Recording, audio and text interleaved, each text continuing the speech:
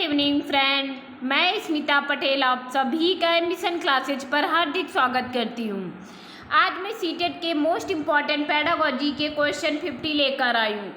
आप लोगों का एग्जाम अभी 20 अगस्त को, इसीलिए मैं प्रीवियस ईयर के ज़्यादा क्वेश्चन करा रही हूँ। इससे हमें ये पता चलता है कि किस टाइप से क्वेश्चन पूछे जा रहे हैं। जेई के 1324 पदों पर भर्ती के लिए आवेदन शुरू, यानी जेई के जिसको फॉर्म भरना है, जेई का वो लोग अब आवेदन शुरू हो चुका है, फॉर्म भर सकते हैं। बोर्ड गठित होते ही टीजीटी 2011 की भर्ती पूरी कराए, यानी बोर्ड गठित होते ही टीजीटी 2011 की भर्ती पूरी कराई जाएगी। 25वीं विश्व स्काउट गाइड जम्बूरी, यानी कोरिया में दिखेगी राजस्थानी संस्कृति। 25वीं विश्व स्काउट गाइड जम्बूरी दक्षिण कोरिया में होगी आयोजित। निरंजन आर्य की अगुवाई में भाग लेगी राजस्थानी स्काउट टीम, यानी राजस्थानी स्काउट टीम भाग लेगी हमारी। नेक्स्ट है आदेश राजस्थान राज्य श्रवण शक्ति बोर्ड, यानी राजस्थान राज्य श्रवण शक्ति बोर्ड का गठन हुआ है। गठन हमारा 22 जुलाई 2023 को। जैन समुदाय से संबंधित है। कुल सदस्य इसमें 5 थे, एक अध्यक्ष प्लस एक उपाध्यक्ष प्लस 3 सदस्य। संचालक इसके सामाजिक न्याय अधिकारिता विभाग। चलिए अब हम अपने क्वेश्चन पर आते हैं, अपने टॉपिक पर आते हैं। पहला क्वेश्चन है, अल्पसंख्यक भाषा बोलने वाले शिक्षार्थी का ऐसे विद्यालय में प्रवेश वजह माध्यम पढ़ाई का भाषा राज्य की भाषा। इस प्रकार की विद्यालय शिक्षा को क्या कहेंगे, यानी इस प्रकार की विद्यालय शिक्षा को क्या कहेंगे। यहाँ पर हमारी द्विभाषा से भी नहीं कोई मतलब है, क्योंकि दूसरी भाषा के लिए नहीं बोला गया, ना बहुभाषा का ना अंग्रेजी माध्यम का।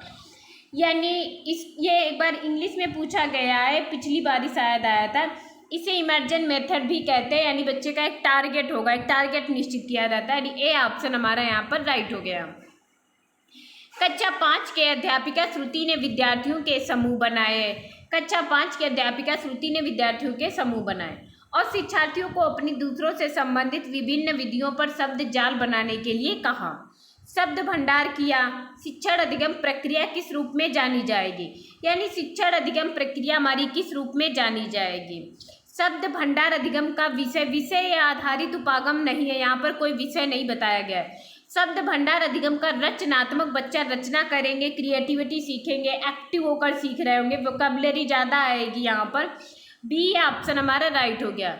शब्द भंडार थीम आधारित, ना ही यहाँ पर थीम बताई गई है। यहाँ शब्द भंडार अधिगम के लिए शब्द जाल की भी बात नहीं कही गई, विषय की भी बात नहीं थी, यानी रचनात्मक उपागम। बी ऑप्शन हमारा यहाँ पर राइट हो गया। कक्षा 4 का एक अध्यापक आमिर भाषा की कक्षा में 5-5 के समूह बनाता है, 5-5 के समूह बनाता है और मेरे पालतू पशु के साथ मेरे अनुभव विषय पर कार्य करने के लिए कहता है। मानस मंथन करने, रूपरेखा बनाने, पहला प्रारूप लिखने, संपादन करने और फिर अंतिम रूप से अनुच्छेद लिखने के लिए कहता है। अनुच्छेद लिखने के लिए कहता है। अनुच्छेद को हम लोग पैसेज भी, पैराग्राफ कहते हैं जैसे इंग्लिश में। लेखन के इस उपागम को क्या कहेंगे, लेखन के इस उपागम को किस नाम से जानेंगे। लेखन का प्रक्रिया, यानी क्या तैयार कर रहा है, एक प्रोसेस तैयार कर रहा है, इसमें बच्चों को इन्वॉल्व होने के लिए बोल रहा है। ए ऑप्शन हमारा यहाँ पर राइट हो गया। लेखन का उत्पाद, प्रोडक्ट नहीं तैयार कर रहा है, प्रोसेस बना रहा है, समूह कार्य भी नहीं कर रहा है, यानी ए ऑप्शन हमारा यहाँ पर राइट हो गया।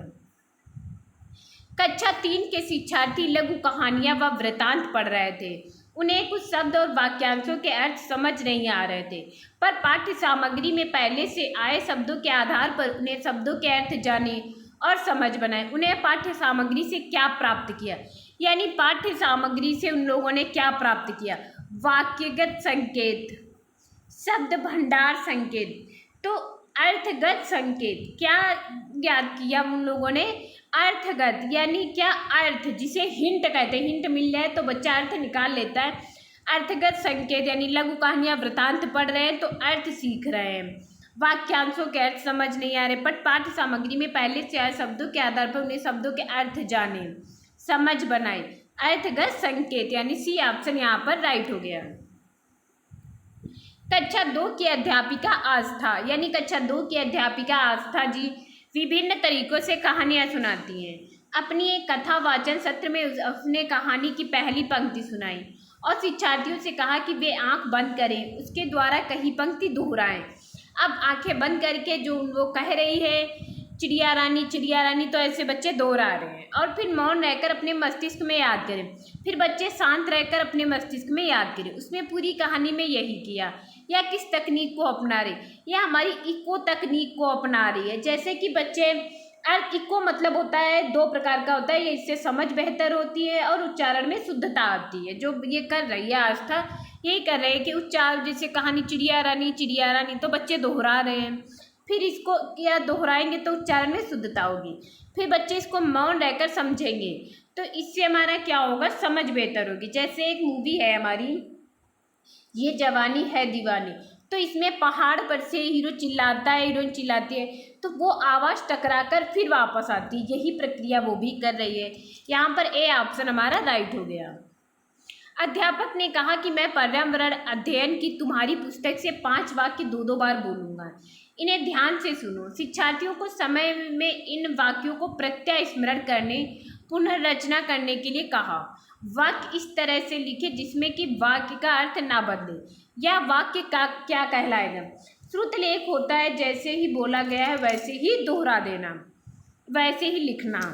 अनुच्छेद श्रुतलेख, अनुच्छेद मतलब पैराग्राफ, यानी पुनर्रचना करने के लिए का वाक्य इस तरह से लिखे जिसमें वाक्य का अर्थ ना बदले, तो क्या है, अनुच्छेद श्रुतलेख। बी ऑप्शन हमारा यहाँ पर राइट हो गया। प्रत्यय स्मरण तकनीक है यहाँ पर, जैसे ही याद रखने की तकनीक इसे कहते हैं, यानी बी ऑप्शन हमारा यहाँ पर ज़्यादा सही है।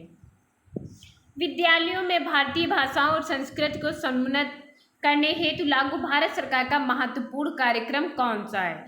अब भारत सरकार का महत्वपूर्ण कार्यक्रम कौन सा है विद्यालयों में भारतीय और संस्कृत सम्मत करने के लिए। एक भारत श्रेष्ठ भारत, एकता की बात कही गई है। यह हमारा 31 अक्टूबर 2015 को लागू किया गया था सरदार वल्लभ भाई पटेल की जयंती पर। एकता में लाने का प्रयास किया गया, यानी सभी भारत को एकता में रहना चाहिए, एकता के लिए। यह एक बार पूछा भी गया हुआ क्वेश्चन है, इंपॉर्टेंट क्वेश्चन है।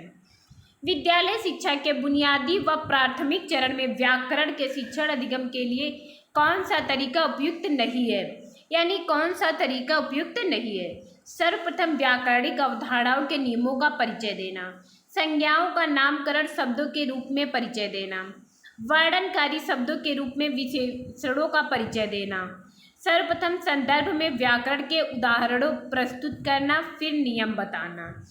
तो इसमें से हमारा कौन सा विद्यालय शिक्षा के बुनियादी व प्राथमिक चरण के व्याकरण के शिक्षण अधिगम के लिए कौन सा तरीका उपयुक्त नहीं है। और हमें सब सही ये लग रहे हैं, लेकिन बस सर्वप्रथम व्याकरणिक अवधारणाओं के नियमों का परिचय देना सबसे पहले, यही जरूरी नहीं है। ए ऑप्शन हमारा यहाँ पर राइट हो गया।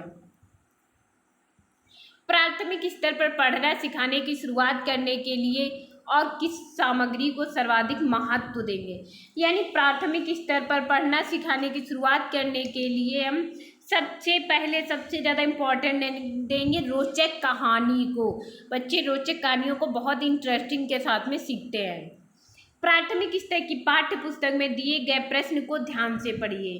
अगर तुम पापा की जगह होती तो ठेला कहाँ लगाती, ऐसा तुमने क्यों तय किया, यह क्वेश्चन आया हुआ है।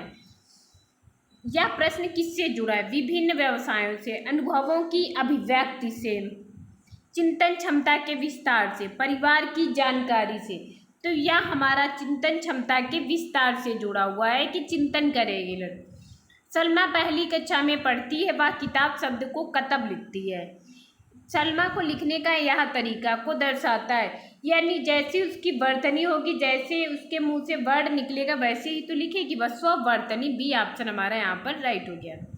हिंदी भाषा का आकलन करते समय आप किस बिंदु को सर्वाधिक महत्व देंगे। हिंदी भाषा का आप आकलन कर रहे हैं तो सबसे ज़्यादा सबसे पहले हम सहज अभिव्यक्ति को, किसे, सहज अभिव्यक्ति, यानी ए ऑप्शन हमारा राइट हो गया। सामाजिक अंतःक्रिया से भाषा सीखने का समर्थन ने किया है, यह बहुत बार हमने आप लोगों से पूछा भी है। सामाजिक अंतःक्रिया से भाषा सीखने का समर्थन ने किया है, सामाजिक अंतःक्रिया है तो वाइगोस्की का कहना है, किसका है, वाइगोस्की। पियाजे ने तो संज्ञानात्मक, चॉम्स्की ने भाषा अर्जन, यानी सी ऑप्शन हमारा यहाँ पर राइट हो गया। प्राथमिक स्तर पर पहले समय आप हिंदी भाषा संबंधी किसी पक्ष पर सर्वाधिक बल देंगे, किस पर सर्वाधिक बल देंगे, व्याकरणिक नियम, व्याकरण ज्ञान, भाषा प्रयोग पर। सबसे ज़्यादा हम बल देंगे भाषा प्रयोग पर कि बच्चे भाषा प्रयोग कैसे करें, शुद्ध कर रहे हैं, अशुद्ध कर रहे हैं। मौखिक भाषा का आकलन पर सर्वाधिक बंद रहता है, उच्चारणगत शुद्धता, विचारों की क्रमबद्धता, धारा प्रवाह की तीव्रता, संस्कृत निष्ठ शब्दों का प्रभाव। यानी मौखिक भाषा का आकलन पर सर्वाधिक विचारों की क्रमबद्धता, कैसे विचार हैं, बी ऑप्शन राइट हो गया। यह भी क्वेश्चन हमारा सीटेट का पूछा हुआ प्रीवियस ईयर का क्वेश्चन है। आप लोग प्रीवियस ईयर जरूर हल कर लीजिएगा क्योंकि रिपीट क्वेश्चन बहुत मिल जाते हैं। प्लीज़ आप लोग ज़्यादा से ज़्यादा सब्सक्राइब कीजिए, ऐसे ही मैं डेली शाम को 5 बजे प्रैक्टिस सेशन की वीडियो अपलोड कराती रहूँगी। आप लोग करते रहिएगा। हिंदी में 30 क्वेश्चन आपके कहीं नहीं जाएंगे। Thank you class.